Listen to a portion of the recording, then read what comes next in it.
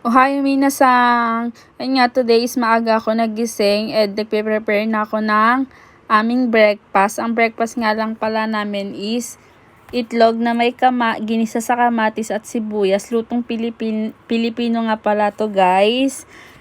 Tsaka hindi nga pala kami nawawalan talaga ng itlog sa aming hapagkainan. Araw-araw talaga is may itlog kami. At ayan, 7 itlog nga yung aking iluluto. Kasi para na yan sa aming lahat. Igigisa ko lang siya. Tsaka habang ginigisa ko siya, guys, ako lang ba yung ganto? Yung gustong luto muna yung kamatis bago mo ilagay yung itlog. Ganun kasi yung gusto ko eh. Kasi mas masarap siya. Parang mas masarap siya kapag yung kamatis is lutong-luto muna siya bago mo ilagay yung itlog. Ayan na nga. Medyo okay na rin naman yan sa tingin ko. Hinahalo-halo ko lang para mas lalo pa siyang mamash yung potato, yung tomato, para mas lalo pa siyang maluto. And nabati ko na nga ng maayos yung itlog, ilalagay ko na. Tsaka guys, kapag nilalagay ko pala yung itlog is hindi ko muna siya agad hinahalo. Parang pinaluluto ko muna siya bago ko siya haluin. Tatakpan ko muna siya tapos iaano ko siya sa low heat lang para hindi din naman siya masunog, para tama lang yung luto niya. Tsaka pag siguro mga 3 minutes or 5 minutes, okay na siya. Doon ko na siya hinahalo. Ayan na nga, na-prepare ko na. Luto na yun yung finished product ng itlog. Nagluto din pala ako ng bacon kasi favorite yan ni Ayato talaga is bacon. Tsaka ng milk. Chocolate milk. Another 6 pa lang. Magtatapon muna ako ng basura bago ko gisingin si Ayato. Maaga pa naman kasi 6 pa lang. Kaya magtatapon muna ako ng basura dahil ngayon ay Huwebes at tapunan ng basura dito sa amin. Papakita ko pala sa inyo, guys, ganun ako magtapon na yan. Ganyan dito, parang yung basura na doon sa pinakakanto nyo. By block yan.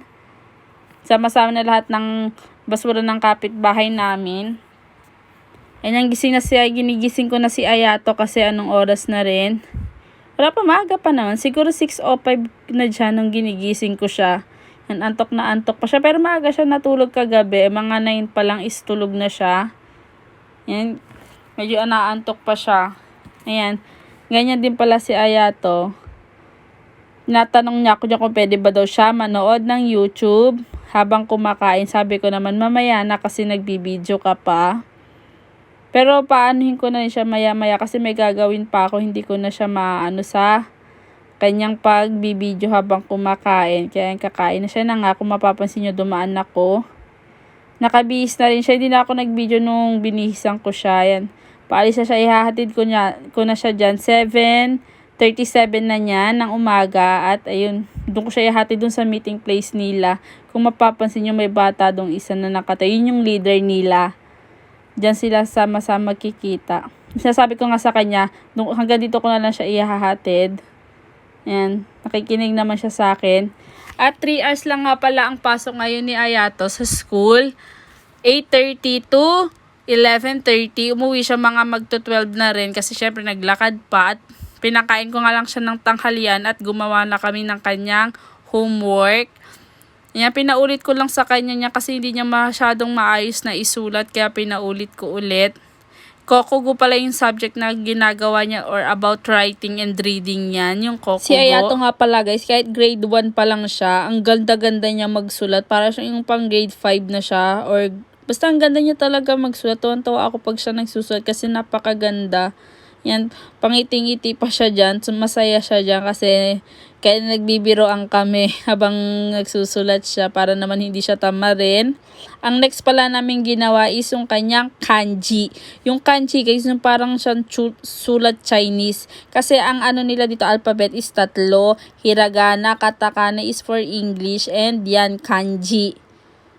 Ang sinusulat niya nga pala, ang pinapapractice ko sa kanya, yung word na yan, yung basa sa kanji na sulat na yan is ki. Ang ibig sabihin is puno. Pinapapractice ko sa kanya.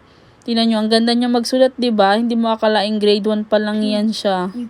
Tapos ang next naman pala namin is yung math niya. Madali lang naman yung math niya. Hanggang 4 lang naman. Madali lang. Marunong naman siya. Nasasagutan niya naman ng maayos.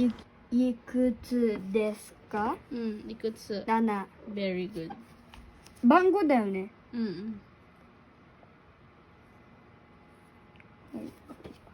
Okay. wari? Wari. Tsaka, isi-share ko lang pala sa inyo guys. Ngayon ko lang din nalaman na bawat grading pala dito is bagong notebook yung ginagamit nila. Pero itong notebook na to is pinoprovide na to ng school. Yung last grading niya ng notebook is hindi ganyan. Pero pareha pa rin. Iba lang yung math, yung 14 math, yung sa math notebook niya is 14 math na ngayon. At yung Kokogo niya is 12 math. Ito yung first grading niyang notebook. 8 math lang siya. At yung math notebook naman niya is 6 math kung mapapansin nyo. Pero ito kami bumili niyan. Nung ngayong grading is school na mismo yung nagbigay.